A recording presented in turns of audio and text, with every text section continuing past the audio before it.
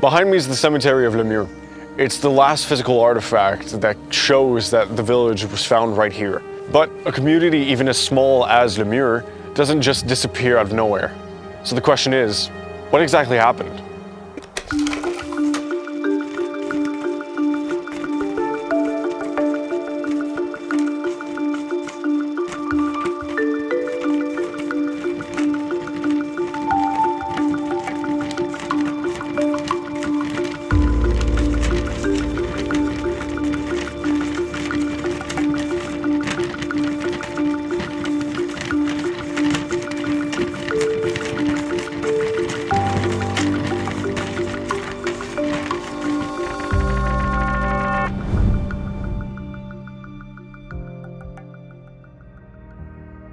To give you some context, the village of Lemieux, established in 1850, is found next to the Larose Forest between Bourget, St-Isidor and Casselman. The community, originally known for its forestry industry, eventually transitioned to that of livestock and agriculture. The Franco-Ontarian village neighboring the Nation River, on the other hand, had a secret hidden beneath the feet of its inhabitants.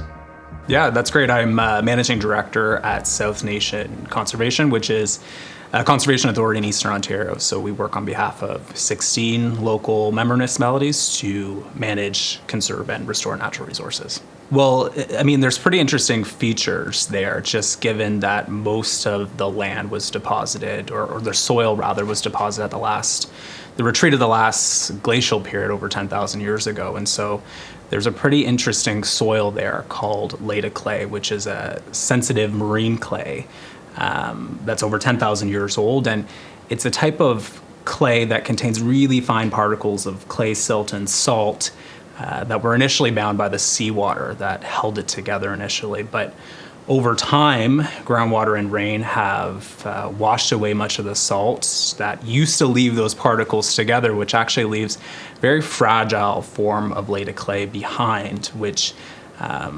is easily disturbed and actually can turn to liquid or liquefies whenever it's disturbed. And so it can be triggered, by things like heavy rain, snow melt, riverbank erosion, or simply, vibrations, construction, heavy loading on sensitive areas. So it's a pretty sensitive area. We've mapped it as a potential retrogressive landslide area for that particular reason, because the clay soil in that area can liquefy and over time cause these retrogressive slides, posing a pretty significant risk. And this feature in particular, it's very unique to Eastern Ontario and Western Quebec.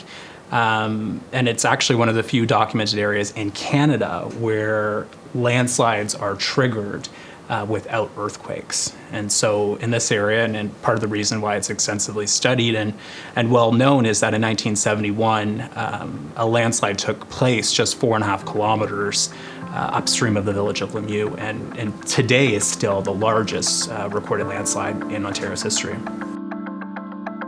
The landslide also affects the larger part of the region following its collapse. Yeah, so that landslide, fairly large. It actually left a scar about 750 meters long. And for context, that's the size of the width of Niagara Falls or the distance in the St. Lawrence River in places like Cornwall or Brockville, so quite significant. That event in particular destroyed over 28 hectares of farmland. And it also added about 6 million cubic meters of sediment into the South Nation River, which ended up damming the river for months and disrupted local ecosystems. And in this event in particular, even though it was very large in size, it was very fortunate that no lives were lost. But it highlighted the importance of the risks of retrogressive landslides, especially after a similar event in Saint-Isidore, Quebec, actually claimed the lives of 31 people just 12 days earlier. The village escaped from the same consequences as that of Saint-Jean-Vianney, but members of the community still had to face some difficulties and losses. Le glissement de terrain pour mes beaux-parents, ça a été quand même une assez grande catastrophe. C'est ce qu'on a... Ça tombait dans des... ils appellent ça Act of God, là, au niveau de la catastrophe, donc difficile d'être compensé là, pour la perte du terrain qu'il y a eu là. Et c'est sûr que moi, ça m'intéressait, la géographie m'intéresse, j'étais curieux de savoir ce qui s'était passé dans le coin, puis c'était... Quand j'ai connu Linda, ben en parler avec ses parents, ça devenait une belle occasion de pouvoir... ma curiosité, disons, là, ça m'intéressait de leur poser des questions, mais en même temps, c'est un sujet qui est sensible. Ça rappelait des mauvais souvenirs pour eux, et puis c'est pas quelque chose qui amenait de l'avant. Mais ils ont été bien corrects de m'en parler quand je posais quelques questions, mais je voyais aussi que c'est pas nécessairement quelque chose qu'ils voulaient jaser beaucoup, là. C'est ça. Tout ça a glissé. Mais les buttes, là, les crêtes, là, on a des buttes de sable. Là. Quand ça a glissé, c'est allé par section. La boue, la glaise, elle est partie dans la rivière, mais le sable du dessus, la croûte, là, la surface, c'est ce qu'on voit, là, c'est ce qui est resté, c'est les morceaux qui ont...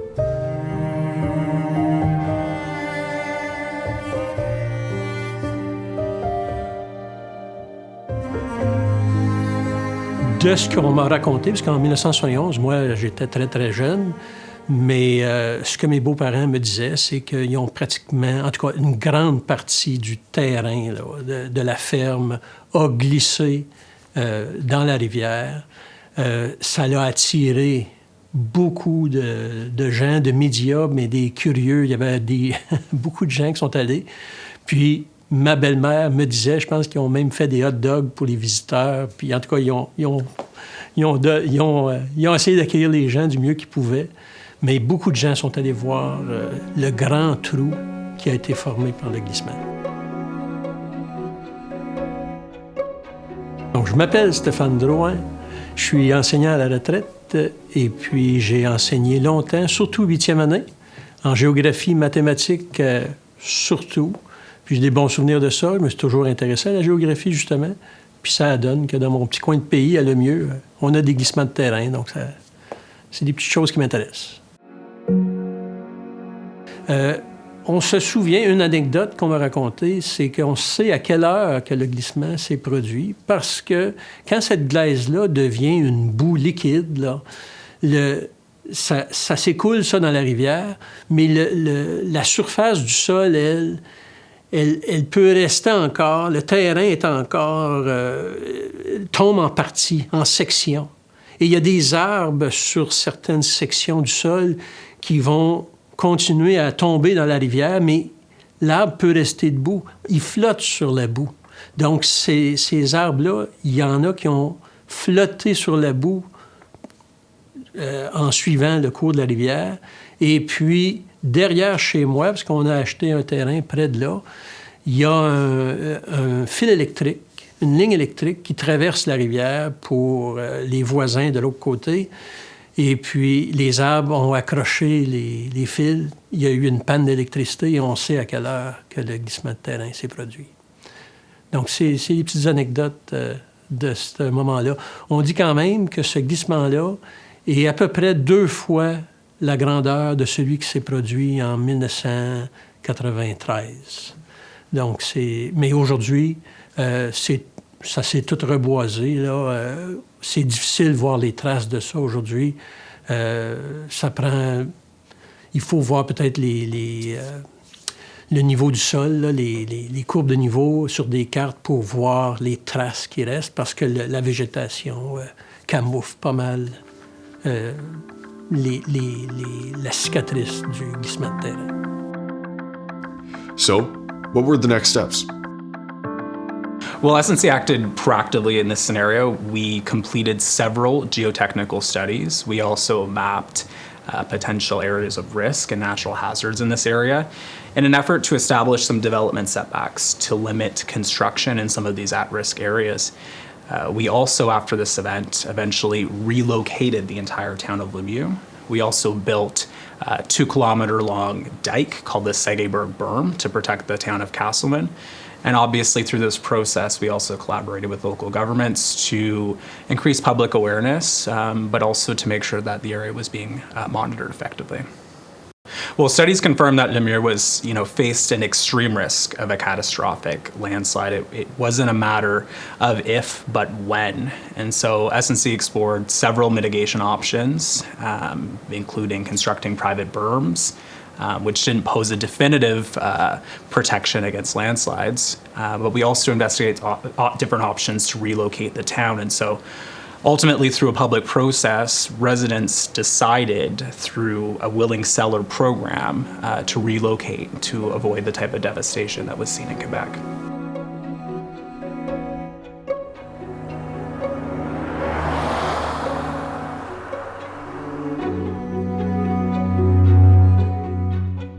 Pour le village, je me souviens qu'il y avait eu de la réticence. Il y avait eu des gens qui ne voulaient pas déménager. La plupart avaient accepté de le faire. Encore là, c'est des impressions. Là. Je ne peux pas dire que j'ai suivi le dossier beaucoup quand ça s'est passé en 1991. Parce que, et il ne faut pas oublier que ce gros glissement de terrain-là, que je vous parle de 1971, ça faisait quand même 20 ans. Là. Et on oublie vite. Donc, c'était loin dans la tête des gens. Et se faire dire qu'il y avait du danger encore, quand ça fait 20 ans qu'il n'y avait presque rien eu, on se dit, ben c'est peut-être moins grave qu'on pense, on peut peut-être rester. Mais ça a été, finalement, les gens ont déménagé pour la plupart.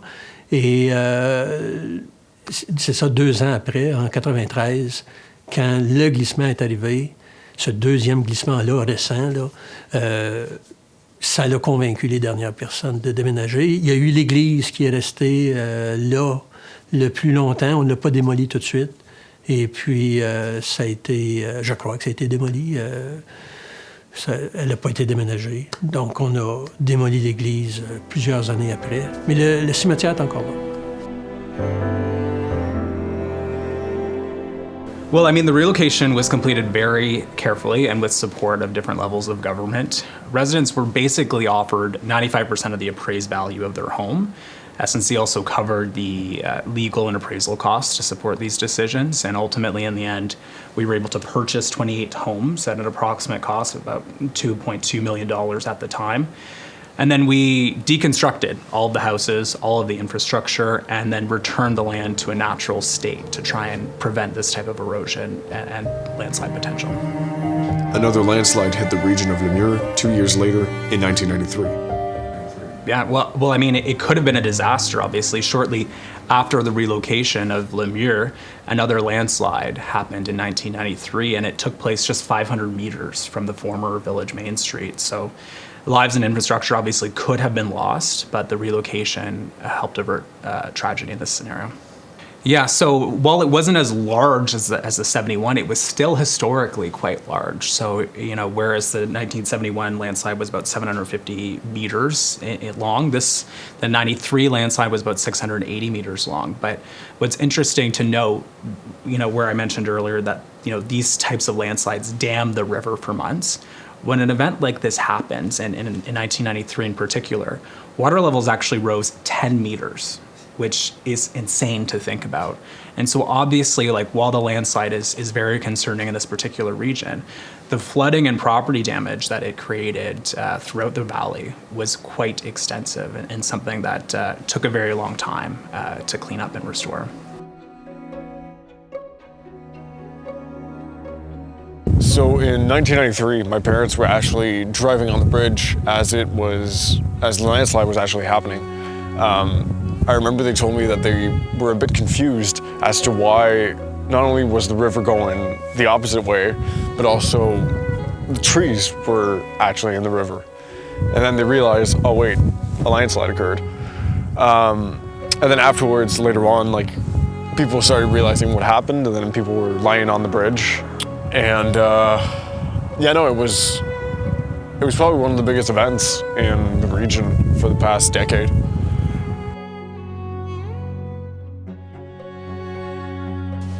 En 1993, est-ce que tu te rappelles où tu étais quand ça s'est produit? Oh, non, j'enseignais à l'école de Casselman. Et puis, mais je me souviens aux nouvelles, ce qui avait frappé un peu, c'est parce que ce glissement-là avait frappé une route.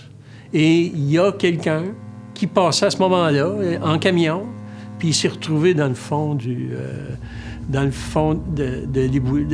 glissement. Là, il est tombé dans le trou. Et c'était...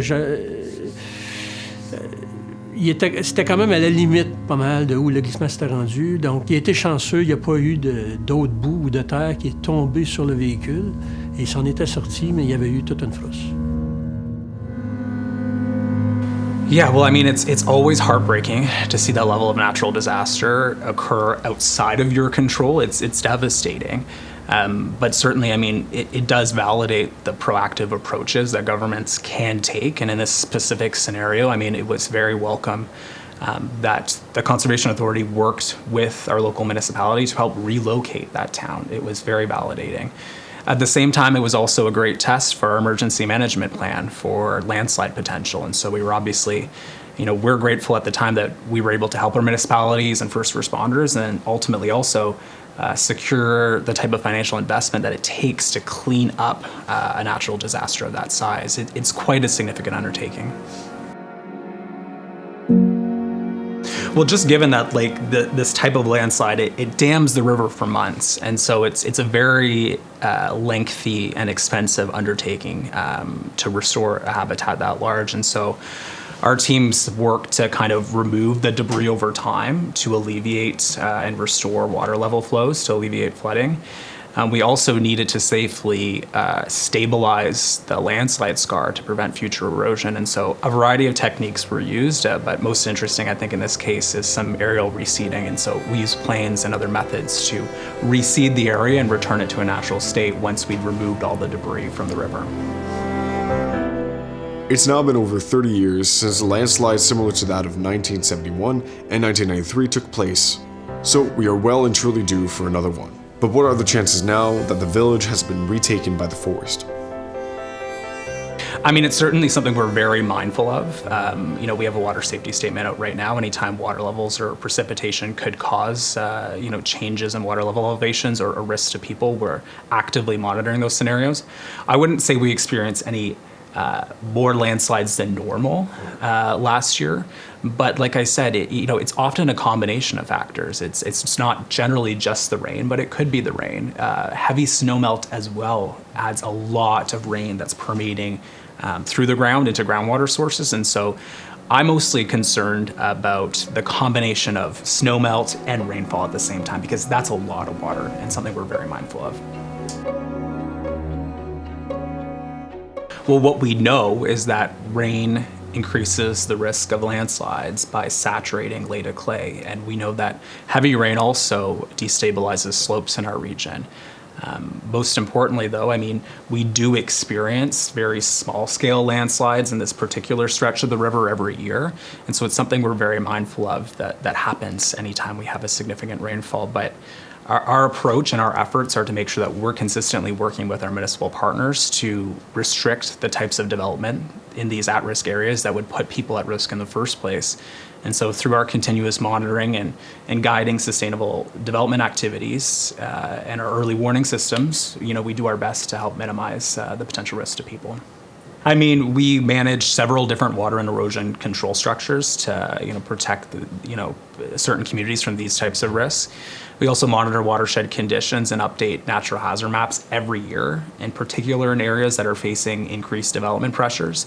And most importantly, I mean, we're consistently seeking funding to help support buying at-risk properties in the Casselman to Lemieux area from willing sellers. And we also send out annual reminders to property owners in this area to remind them of the elements of risk, but to also encourage them to report potential problems to us right away so that they can be investigated. Our role in natural hazard management is incredibly important. It's sometimes challenging to balance the economic and environmental priorities in the area, but when it comes to protecting people and property, it's just so important for us to make sure that we're designing and building our communities in the right way and in the right places. And this is why generally, our regulations are very permissive. We're generally trying to work with property owners and developers to find the best way to safely build new communities. But this is the only area in our jurisdiction, the Casselman to Lemieux potential retrogressive landslide area, where we strictly prohibit any development as it is not safe. And so, all these efforts combined hopefully will help protect people, property, and the environment. It's kind of funny when you think about it that you look around and you literally could not tell that there was a village here. Even if it was as small as Lemieux, there is nothing except a cemetery that's left. And that is kind of terrifying in a way. But I think that really just showcases how important it is for us to actually take time and talk to our elders, talk to our parents about different stories, their own stories. That way we can learn from them, but also just start to appreciate things more.